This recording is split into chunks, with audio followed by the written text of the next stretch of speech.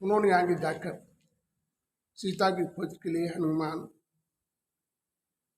और वहां से प्रस्थान, हनुमान, जामवंत सभी को सीता की खोज के लिए भेज दिया और कहा शीघ्र ही पता लगा के आना।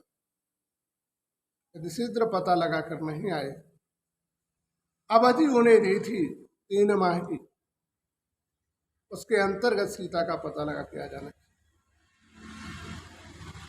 ये भटकते रहे, इनको ढूंढते रहे। लास्ट में जटायु मिला। जटायु ने बताया कि सीता जी को रावण हरण कर ले गया है। तो ये वहां पर जाकर उन्होंने देखा कि अब जो है, और हरण करके ले कहाँ गया, जब वो आगे वहां से बढ़े। जटायु का भाई वहां पर मिला समुद्र किनारे। उन्होंने कहा देखो सीता जी जो है पंचवटी में बैठी। अब समय उठता है कि समुद्र को पार कैसे किया जाए। 36 योजन का की लंबाई में समुद्र था, जो हमारे शास्त्र के अनुसार था। तो माना जो इसको कैसे पार किया जाए। अब वहां पर सारे जामवंत सभी लोग बड़े आश्चर्य में पड़े। जामवंत ने पुनः हनुमान को यह स्मृति दिलाया, क्योंकि हनुमान को श्राप लगा था कि तुम्हें अपनी शक्ति का बोध खो जाएगा। तो जामवंत ने याद दिलाया, तब हनुमान को अपनी शक्ति का ज्ञात हुआ। तब उन्होंने समुद्र पार किया। देखो इसमें भी एक सच्चाई को पार करने में भी कुछ कठिनाइयां आती हैं। सत्य के मार्ग पर चलने पर रोड़े जरूर आते हैं, और रोड़ों से यदि जिसने अपना बचाव कर लिया वही लोग। हनुमान का वहां से उड़ना हुआ और सिरसा का वहां आना। सिरसा ने 36 योजन का मुख बनाया, और उस मुख में अब हनुमान ने सोचा कि यदि हम बड़े बनते तो भी अच्छा नहीं, और समय लगेगा लड़ते हैं तब भी अच्छा नहीं। तो इतना बड़ा मुख उन्होंने बनाया। पहले सिरसा ने कहा था हनुमान से कि मुझे भूख लगी, और भूखे भोजन देना पुण्य का कार्य माना जाता है। तो हनुमान मैं तुम्हें खा जाऊंगा।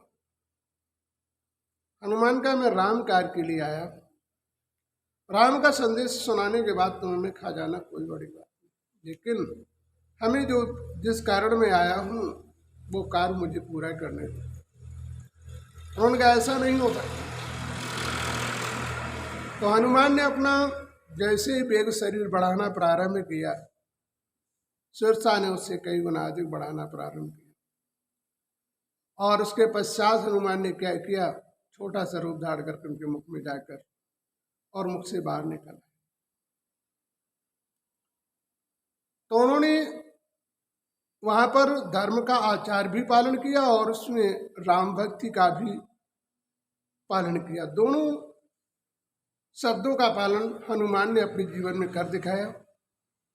सिरसा ने अपना मुख समेट कर फिर कहा, जाओ मैं तो तुम्हारी परीक्षा लेने को आया था। देवताओं ने मुझे आपकी परीक्षा लेने के लिए भेजा था।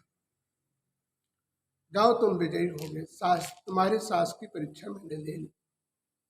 उन्होंने कहा माता प्रणाम करते हुए वहां से चल देते हैं।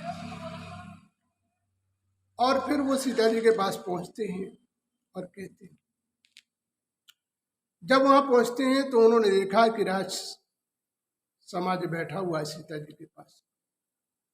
तो जाकर एक पेड़ पर छिप जाते हैं, सुनते हैं कि हम इनकी वास्ता तो सुने, क्योंकि पहचानने वाले व्यक्ति तो पहचान सकता है और जो न पहचानने वाले व्यक्ति कैसे पहचान सकता है। तो अपनी पहचान वो बताते कैसे। इस कारण वो पेड़ पर छिप गए, और छिपने के बाद जब वो समय रात्रि का बढ़ा तो वो राजसी लोग चले गए और सीता जी से कहा तुम आराम कर। उनके जाने के बाद में हनुमान ने राम भजन गाना प्रारंभ किया। सीता जी का भजन सुन के बड़ा आकर्षण हुआ। उन्होंने हरण से लेकर अयोध्या से लेकर हर तक की सारी कहानी को वर्णन किया अपने गीत के द्वारा।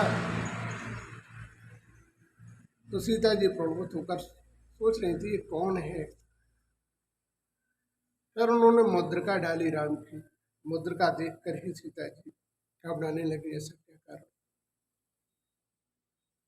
फिर हनुमान, उन्होंने सीता जी ने कहा कि सम्मुख आओ भी, जो कुछ हो मुझे इसका वेद बताओ। तो हनुमान सम्मुख आए। उन्होंने कहा माता मैं रामदूत हूँ और राम के आदेशानुसार मैं तुम्हारी खोज करने के लिए आया था। उन्होंने अपना परिचय दिया। उन्होंने ये मुद्रिका जो है आपको भेंट में दी थी, इस मुद्रिका के अनुसार से आप पहचान लेंगे। तो रामचंद्र जी शीघ्र ही आपके यहाँ पर आएंगे और आपको यहाँ विजय प्राप्त करके ले जाएंगे। सीता जी को तसल्ली दिलाकर सीता जी को विश्वास हुआ। अब उन्होंने कहा माता मुझे भूख लगी, क्योंकि सीता जी के मन में भ्रम था कि ये जो है बांदर को राक्षसों ने देख लिया तो ये जो है मारा जाएगा, हमारा संदेश भी नहीं पहुंचा पाया। उन्होंने कहा यहाँ तो बड़े बड़े राक्षस हैं, तुम्हें निकलना मुश्किल हो जाए। उन्होंने कहा ऐसा नहीं होगा, लेकिन हनुमान ने कहा कि माता तुम्हें मेरी शक्ति का ज्ञान नहीं है, मैं अपनी शक्ति से अर्जित कराता हूँ। उन्होंने अपना बहुत विशाल रूप धारण करके उन्हें दिखाया। सीता जी को विश्वास हुआ।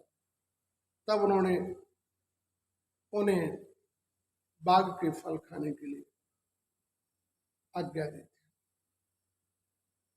हनुमान का उद्देश्य था कि मैं देखूं तो रावण की सेना में कितना बल है और कैसे कैसे लोग। इन चीजों को जानने के लिए उन्होंने अपनी इन व्यवस्थाओं का आगे विस्तार किया। अब आगे कहता है फिर आगे समझाएंगे।